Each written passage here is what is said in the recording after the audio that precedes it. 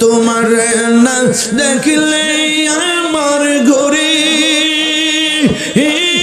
রই না মনে গো তুই আমার যে বন রে মুর্শিদ তুই আমার আর যে ভাই বন্ধু আর আপন জনা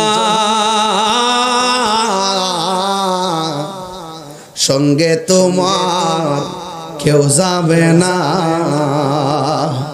ও তুমি আইসো একা যাইবা একা যাইবা একা সঙ্গে তোমার কেউ যাবে না দেখ না মন ঝাঁক মারি এই দুনিয়াদারি ও তোর পিছে পিছে ঘুরছে সমন পিছে পিছে মন কোন দিন জানি তোর হবে সমন জারি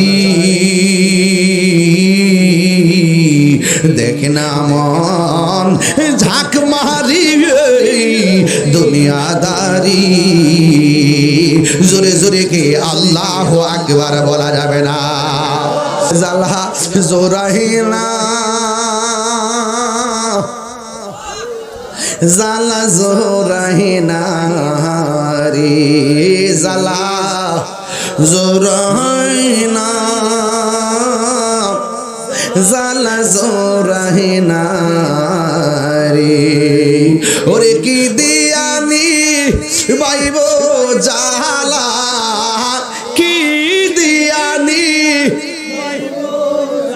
লা ও মোর জালা রে জালা কি দিয়া এনিবাই দয়ালের প্রেম জালা অঙ্গ জলে জালা কি দিয়া আনিবাই পিরিতি শিখায়া কই গেলা লুকায়া এ তাহিরি করি কি উপায় এখন বলো করি কি উপায় ও মোর জালা রে জালা কি দিয়ে এনিবাই দয়ালের প্রেম জালা অঙ্গ জলে জালা কি দিয়ে এনিবাই জ্বালাইতে বুঝেন না কেমনে মালা পাইবেন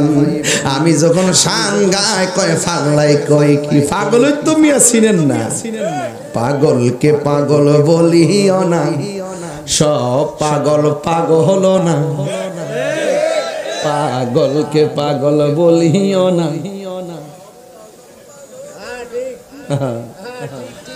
এই যে একটু ভাগলে দিয়ে এই ভাগলা ক ঘরের ভিতরে ক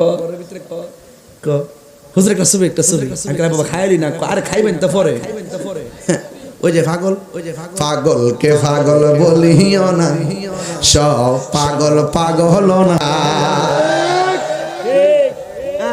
কেমন দিলাম হ্যাঁ পাগল পাগলের তো বেটা চিনস না আরে পাগল হইতে তো লাভ আছিস রে বেটা তুই তো এবারে ইয়াবার পাগল তুই তো শিয়ারের পাগল আমরা মদিনার পাগল সব বলিব কিন্তু তোমায় বলতে পারি না বাজান আকুছি না রাত্রে বেশি আপনারা মন নষ্ট যাবো 10টার সময় মাইকটা ধরতালে টাইমটা মতো ঠিক হইলে বাবা রে আল্লাহ না তো ধরতাম গরম নিশ্চয় খাওয়াইবার লাগে নিশ্চয় গামলা বলবার লাগে কষ্ট হইতেছে আপনারা পাগলকে পাগল বলিও না বলেন কাহা কস না মুখ দিয়া কাহা পাগলকে পাগল বলিও না, সব পাগল পাগল না। পাগলকে পাগল বলিও না, সব পাগল পাগল না। কিছু পাগলে মন আছে দিন বাকি আমি জানিলাম না গো আল্লাহ। মরণের কত দিন বাকি আল্লাহ আল্লাহ। মুর্শিদ মুর্শিদ কইরা আমার ঘুম আসে না নয়নে, আমারে বলিবা মুর্শিদ কেমনে আল্লাহ আল্লাহ। আমি তোমায় ভালোবাসি পাগলের মতো, যত কাঁদাও কাঁদব আমি জনমের মতো। মাশাআল্লাহ আল্লাহ। এলাকার মানুষ যেই যা বলুক ছাড়ব না প্রেম জীবনে, আমারে বলিবা মুর্শিদ কেমনে আল্লাহ আল্লাহ আল্লাহ আল্লাহ আল্লাহ। তোমার না দেখলে আমার ঘরে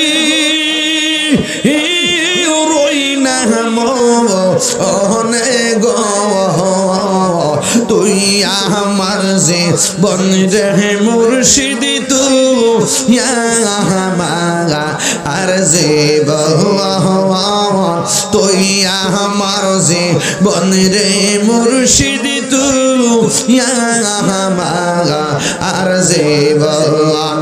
আল্লাহ আল্লাহ আল্লাহ আল্লাহ। লা ইলাহা ইল্লাল্লাহু মুহাম্মাদুর রাসূলুল্লাহ সাল্লাল্লাহু আলাইহি ওয়াসাল্লাম।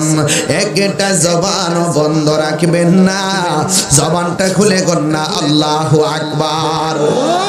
এলাকার মানুষগুলো বলা বলি শুরু করলো, এমন নামাজের কবরে সর্প আসলো কেন? এমন রোজাদারের কবরে সর্প আসলো কেন? এত ভালো একটা ব্যবসায়ীর কবরে কেন সর্প আসলো? কেউ বলতে পারে না। একজন ডাক দিয়া কয়, আমরা যদিও বাইরে থেকে জানি না, কিন্তু এই মানুষটার কোনো দোষ আছে কিনা যেই কারণে কবরে সাপ আসতে পারে। আমরা বাহিরের মানুষ যদিও কেউ বলতে পারি না, তার স্ত্রীর কাছে গেলে খবর পাওয়া যেতে পারে। এই জন্য সবাই তার স্ত্রীর কাছে গেছে, যাইয়া ডাক দিয়া বলে, মা ও মা গো, কবরের ভিতরে কেন সাপ আসলো আমরা জানি না। আমরা তো দেখছি তোমার স্বামী নামাজ পড়ছে, আমরা তো দেখছি তোমার স্বামী রোজা রাখছে, আমরা তো দেখছি তোমার স্বামী ভালো ব্যবসা করছে, কিন্তু আমরা দেখলাম ওই কবরের ভিতরে সাপ এসে গেছে। আমরা তো জানি না, কিন্তু আপনার কাছে জানতে চাই, আপনার স্বামী এমন কোনো কাজ করছে নি যে এই কাজের কারণে কবরে যাওয়ার আগে সাপ এসে গেছে? আমরা না জানলো, আপনি এ ব্যাপারে জানেননি। স্ত্রী ডাক দিয়া কয়, শুনেন, আপনারা হয়তো বাহির থেকে দেখছেন আমার জামার কাপড়টা সাদা, টুপি সাদা, পাঞ্জাবি, কিন্তু যদিও নামাজ পড়ছে, যদিও রোজা রাখছে, জবানটা খুলে বলেন অন্তর্যামীকে, যদিও রোজা রাখছে, কিন্তু আমার স্বামীর একটা অভ্যাস ছিল, যে এই বদ অভ্যাসটা সম্পর্কে আপনারা জানতেন না। আমার স্বামী যদিও নামাজ পড়তো, কিন্তু আমার স্বামী যে ব্যবসা করতো, ব্যবসাটা এক নাম্বার করতো না। এই ব্যবসাটা যে গমগুলো জবগুলো ওজন করতো, গজবের ভিতরে কিছু পাথর মিশায়া ওজন বাড়ায়া টেহা নিত, কেউ ধরতে পারে না। কিন্তু আমার স্বামী ওজনের মধ্যে মানুষের ঠকাইতো। এই জন্য আমার মনে হয় আমার আল্লাহ নামাজ, আমার স্বামী নামাজ পড়ার কারণেও, নামাজ পড়ার পরেও আমার আল্লাহ বেজার হয়ে গেছে। এই দুনিয়াতে মানুষ যারা মানুষকে ঠকায়, মানুষের হক যারা নষ্ট করে, এদেরকে আমার আল্লাহ কোনোদিন ক্ষমা করে না। আমার স্বামী ওই ওজনের মধ্যে পাত্র দিয়া ওজন বাড়াইতো, এই জন্য হয়তো বা কবরের মধ্যে সর্প এসে গেছে। এখন প্রশ্ন হলো, ওই দিন তো সে ওই ওজনের মধ্যে পাথর মিশাইতো, এমন রোগ বাংলাদেশে আছে না নাই? আর জোরে কোন আছে না নাই? যদিও চাউলের মধ্যে পাথর মিশাই না, কিন্তু দুধের মধ্যে পানি মিশাই। আসেনি রে বাজান, আসেনি? যা কেউ জানে না, জবানটা খুলে বলেন জানে কে? এই আওয়াজে মানি না, জবানটা খুলে কোন জানে কে? এই জন্য আমি বলবো, ও চন্দনাগের চরের মা, ও বাবা, 1 কেজি দুধ দিলে 1 কেজি বেচবেন, এটার সঙ্গে পানি মিশাইয়া ওজন বাড়াইয়া মানুষকে ঠকাইয়েন না। একটা কথা মনে রাখবেন, হারাম টাকা দিয়ে আমার 7 প্রকার আইটেম দিয়ে ভাত খাওয়ার দরকার নাই। দরকার হয় আমি হালাল টাকা দিয়া শুটকির ভর্তা দিয়া ভাত খাবো। কথা বলেন ঠিক কিনা?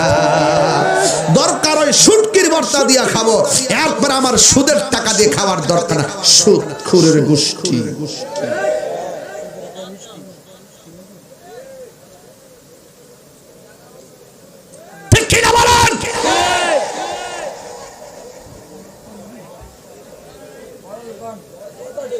আমার শুদ্ধ রাজ করতে ডর করে।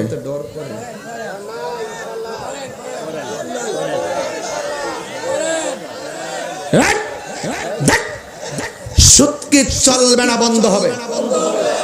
আমার ফুলাফান্ডি মুখ এমনি রাখছে, সুদকে চলবে না, বন্ধ হবে। হারামের মধ্যে কোনো আরাম। অ্যাকশন, অ্যাকশন সুদখোরের বিরুদ্ধে। আমরা সুদখোরে আব্বা ডাইকে নিয়া মসজিদের সভাপতি বানাই।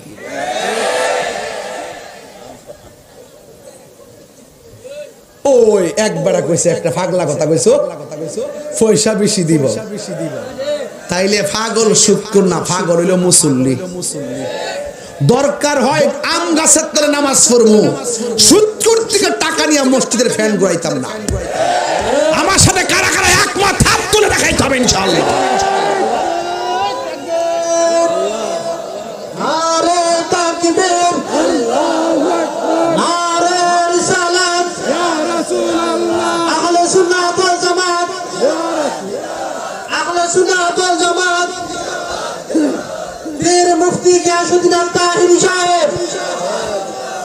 সুদ খাবেন, সুদ দিবেন, ঘুষ খাবেন, ঘুষ দিবেন, দুধে পানি মিশাবেন। এই দুধে পানি মিশাবো? এই ছেলেগুলা তোমরা শোনো, তোমরা কখনো ঋণ করে বিদেশ যাবা না। না টেয়া দেনা কেন, দরকারে তুমি অটো চালাইবা। বিদেশ গিয়া যে পরিশ্রম করে রুটিন টু রুটিন, দিন টু দিন, এর অর্ধেক পরিশ্রম দেশে করত, বিদেশের টাকা কামাইতে পারত। পাগলামি করা, টেহা দেনা ঋণ করে বিদেশ যেতে গেলে পরে বিদেশ যায় মার খাবি, পরে ধরা খায়া টেনশন করবি, পরে লাস্টে বালিশের মধ্যে মাথা ফালায় কানবি। বাইর থেকে টেহার চাপ দিব, এমাদার সুদের টেহার চাপ, এই দিকে কাজ নাই, ও হুট কইরা টেনশনে ফ্যানের মধ্যে গুই রাখে।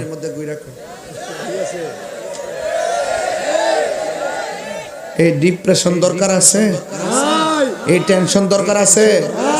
3টা ভাই থাকলে আজকে থেকে 3টা ভাই ভাড়া অটো চালাইবে। কি কি অটো কিনতে টেয়া লাগতো না? আমি কিতা আছে বাড়া, তুই যে ওদের কইবে আমি জানি তো, যে অটো কিনতে 4-5 লাখ টাকা। আমি এদিন কিতা কইছি, আমি সংসারটা করতেছি 22 বছর ধরে, আমি বুঝি না রে পাবলিক থেকে। আমি কইছি সিএনজি চালাইবে ভাড়া, অটো চালাইবা ভাড়া। 3 ভাই 2 ভাই যদি মিল্লা চালাও, মনে করে 1000 করে হইলে 500 চালাইবা 1500 হইছিনি। 1500 থেকে মনে করে টেহারা 3 ভাগ করবেন। 1 ভাগ যা প্রয়োজন খাবেন, আরেক ভাগ রাখতে দিবেন, প্রয়োজন লাগলে খরচ করবেন। আরেকটা ভাগ যেটা আছে এটা কোনোদিন ধরবেন না, একবারে চূড়ান্ত অবস্থায় বিপদে না পড়লে। আর আপনি যদি সঞ্চয় না করেন, জমায় না রাখেন, যা ফান তাই খান, বিপদে পড়লে ঋণ করতেইব। 3 ভাগের 1 ভাগ রাখবেন, রাইখা 3 বছর পর্যন্ত এইভাবে চলতে থাকবেন। 3 ভাইয়ে মিল্লা বিদেশের টাকা জমাইবেন, ঘামের টাকা, পরিশ্রমের টাকা।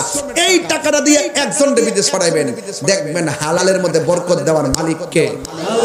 আরো জোরে কে? দেখবেন সংসার অল্প সময় বিরে যাবো। তুমি তো তাক তাক ইউরোপ যাবো গা, টিয়াটা যে করতে হইব, হে চিন্তা তো নাই। কথা কি সঠিক? কথা কি সঠিক? আমি যখন ওয়াজ করি, লোকাল বাসে গেছি। কি বাসে? হাদিয়া দিছে 400 কত গাড়ি ভাড়া দিয়ে লাস্টে টিকছে 350 না 320 টাকা। যে খুশি লাগছে।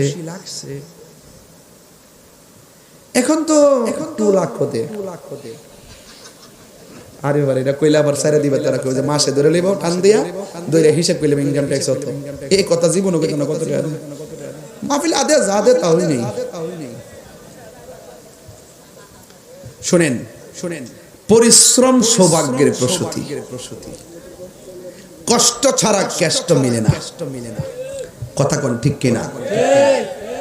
যদি হক পথে থাকেন, সত্য পথে থাকেন, there is no death of truth. On কষ্ট নাই, অর্থ কইতাম, there is no death of truth. সত্যের মৃত্যু নেই। সত্যের কি নেই? মৃত্যু নেই। ও একটা গজল গাইতে বলছে কেনা? এটা গাইছে তো জিকিরের মধ্যে। আমার মরণের কত দিন বাকি আমি জানিলাম না গো আল্লাহ।